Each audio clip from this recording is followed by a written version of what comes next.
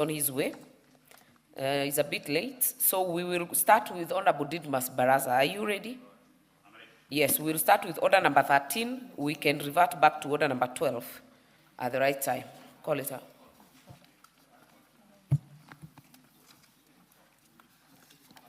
Order number 13, the Employment Amendment Bill, National Assembly Bill number 62 of 2023, second reading. Thank you, Madam Speaker. Honorable Barasa. Thank you, Madam Speaker. I beg to move that the Employment Amendment Bill, National Assembly Bill number 62 of 2023, be read a second time.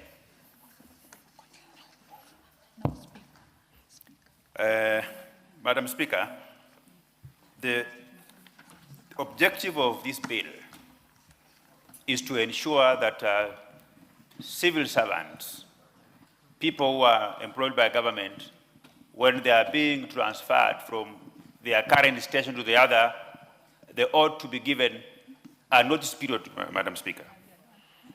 Madam Speaker, this is very important because transfer of civil servants from their current station to the other must be dictated by meritocracy, and it should never be a punitive gesture, Madam Speaker. Many families are suffering because one of the spouse wakes up in the morning and they have been transferred from their current station to the other. This has since been disrupting families, Madam Speaker. A country that doesn't respect family values doesn't go anywhere. Families are the integral part of a government, Honorable Speaker. And therefore, if you look around globally, you realize that in India, before a civil servant is transferred to any other station, they are given a notice period of 3 months so that they can plan themselves. In USA, Madam Speaker, the 5 CFR of 325, employees are usually given a written notice, usually 30 days minimum, before reassigning or being transferred, Madam Speaker. In South Africa, they do the same, they give one notice period. The key principles are that Kenyans must be given reasonable time to prepare. In our own country, the judiciary, for example, Madam Speaker, they have a policy that for a judge to be transferred from their current station to the other, they are usually given a notice period. We have seen teachers suffering in this country that if the head of the institution or the principal feels like he or she doesn't want you around, they sanction your transfer. Even at times, this transfer happens at mid-term, Madam Speaker, at the middle of the term. We have single parents who are taking care of their children. So if they are transferred from a station that is hundreds of kilometers away, they disrupt the education of the children, Madam Speaker. So what I'm simply saying in this bill is that in such cases, people must be given a notice period to plan themselves, either by looking for a school where your children will go, trying to get a place that you are going to stay, unless if it's an emergency and the person being that is seeking transfer has satisfied such an emergency, Madam Speaker. Madam Speaker, asking that the civil servants who plays a key role in providing service to Kenyans, that when they are being transferred be given a notice period is not asking for too much, Madam Speaker. Before I came up with these amendments, Madam Speaker, I was approached by a couple that have been looking for a child for very many years. And then the gentleman told me that one day when he had just gotten a very good doctor who had advised him, put him on a medication that he was supposed to use for 14 days at an opportune time that would get his wife pregnant, Madam Speaker, before the man was halfway. The man was transferred from Western to Kilifi. The man, up to today, he cries, and there are many families who are suffering. Madam Speaker, transfer, I have seen situations where an individual is transferred immediately from one station to the other, citing incompetency. Incompetency cannot be cured by transfer from one station to the other. Incompetency can only be cured by capacity building, can only be cured by skill analysis, and maybe take this person from whatever duties is doing to a different function, Madam Speaker. And all I'm asking in this proposed amendment is that anybody, any civil servant, whether you are a teacher, whether you are a police officer, you must be given a notice period before you are transferred. Madam Speaker, many countries have advanced their welfares of their civil servants by ensuring that before they sanction transfers, it must be merited. If, for example, Madam Speaker, there are some, for example, in the National Police Service, where they have a policy that your police officer cannot be in a particular area for more than a number of years. By so doing, you just know that by next year, you ought to be transferred from this current station to the other. So that is a form of being given a notice period. This notice must be given in writing so that the officer that is going to be affected can plan him or herself accordingly, Madam Speaker.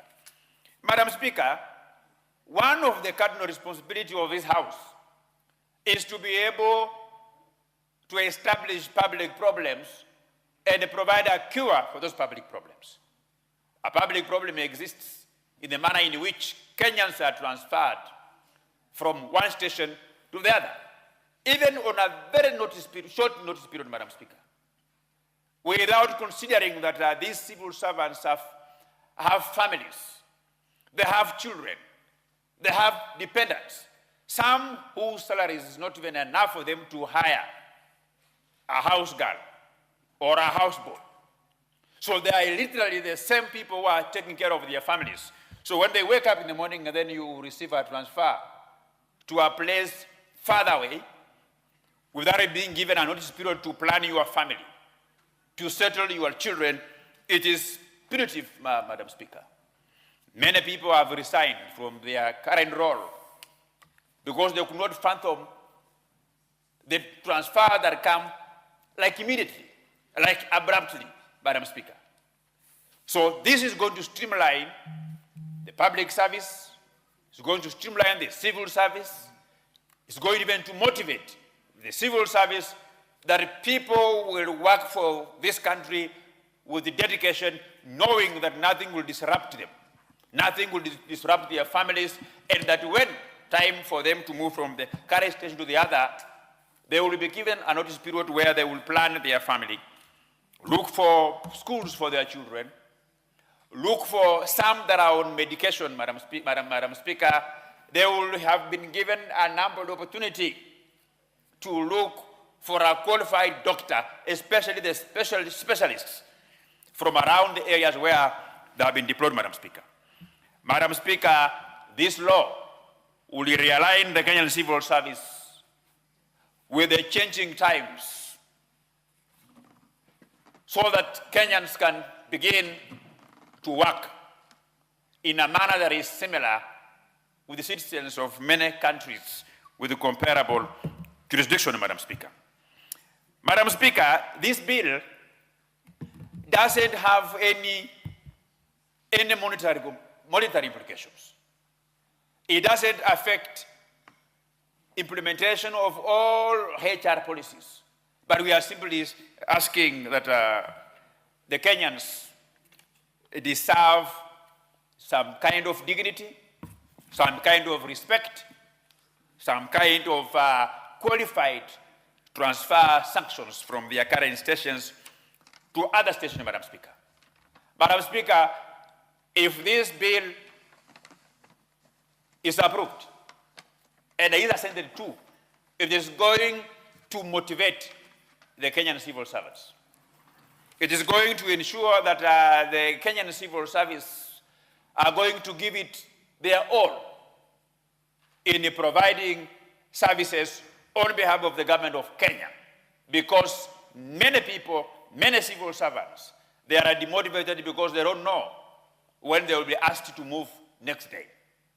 Madam Speaker, in line with what is happening globally and regionally, that before you are being transferred, you are given some period of a notice period, I want to ask this Honorable House, I want to ask my fellow members of Parliament to consider supporting this bill. And even if there are issues that need to be addressed, Madam Speaker, our standing orders provides that when a member brings a bill, a proposal in this House, in the name of a bill, it is simply an idea that is brought before the diversity of Kenyans who are members of Parliament to improve it, either by way of suggesting amendments during the committee of the whole House, during third reading, and I therefore want to invite the honorable members to scrutinize this bill properly. Let us support it, let us approve it, and then implement it further. Because part of the, when we received public participation at the committee level, Madam Speaker, many Kenyans are supporting this bill, many institutions are supporting this bill, because this bill, in fact, ought to have been brought here 15 years ago. But God has his own way, has a purpose why we had to bring it at this time, and I therefore want to ask my colleagues to support this bill. Let us pass this bill so that it requires civil servants to be given a notice period before being transferred from one station to the other. This bill will streamline the civil service. What is happening today, Madam Speaker, is that we have some women who have suffered because of sexual harassment, where they don't heed to those harassment, Madam Chair. The people who are leading those institutions will transfer them as a way of punishing them from one station to the other, and even men as well, because this sexual harassment has no respect for gender.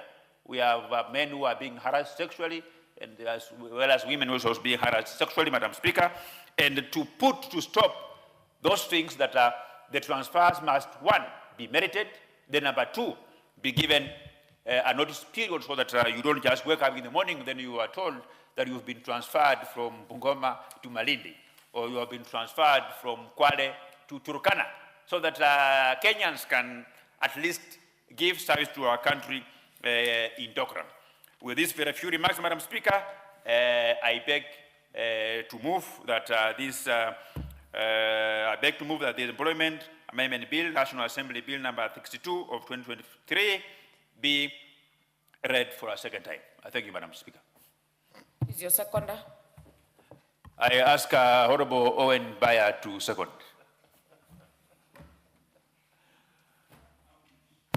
Honorable Didmus Barasa, well, I would love to second, but you have other thoughts that may not run parallel to yours. But now that you've given me the honors to do that, but allow me also to speak freely. Honorable Speaker, well, this is good intention, and I like the way that Honorable Didmus Barasa said. He said a bill, when it comes to the floor, is a proposal. It's good ideas, and I accept. But I want to say this, that there is one thing I learned in Parliament, especially the 12th Parliament, and John Bardi, who used to be my leader then in the ODM benches, taught me, as much as you want to do legislation,